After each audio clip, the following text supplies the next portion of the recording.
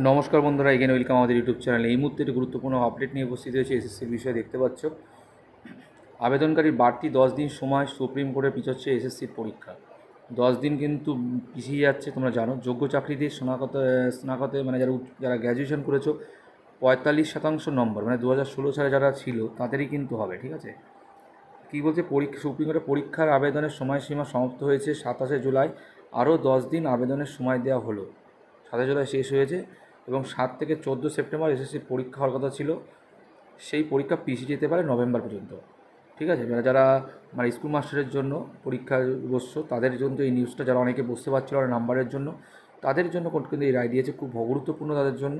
ঠিক আছে, দেখতে কাট অফ 35 স্বস্তি যোগ্যদের অযোগ্যদের নিয়োগ প্রক্রিয়ায় অংশ নিতে দেওয়া যাবে না। এই পর্যবেক্ষণ রেখে 2016 সালে বাতিল হয়ে যাওয়া প্যানেলে চিহ্নিত অযোগ্যদের বাদে যারা এখনও স্কুলে চাকরি করছেন আসন্ন পরীক্ষার ফর্ম ফিল আপ করার জন্য তাদের অতিরিক্ত 10 দিনের সময় মঞ্জুর করল সুপ্রিম কোর্ট।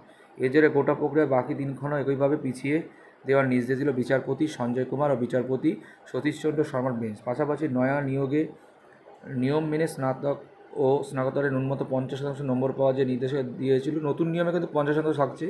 ঠিক আছে, কিন্তু যারা মানে পাস করা ছিল বা চাকরি চলে গেছে তারা কিন্তু 45% যদি থাকে তারা কিন্তু বুঝতে পারে।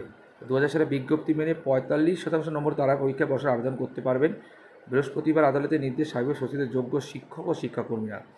এই দিনের শুনানিতে আদালত স্কুল সার্ভিস কমিশনের তীব্র ভর্ৎসনা করেছেন। এখানে শিক্ষাকর্মীরা, দেখো এখানে লিখেছে জানি না, শিক্ষাকর্মীদের জন্য তো এটা না, এটা অনলি স্কুল মাস্টারদের জন্যই হওয়া উচিত। ঠিক আছে, এখানে গ্রুপ সি গ্রুপ ডিতে এদের নাম্বারে কোনো করার নেই। নিয়োগ দুর্নীতিতে প্রতিষ্ঠান দুর্নীতি উল্লেখ করে, যাই হোক এটাই ছিল খবর আপাতত। ঠিক আছে, সকলে ভালো থেকো, চ্যানেলটির সাথে যুক্ত থেকো, এরকম আপডেট পেলে অবশ্যই জানাবো।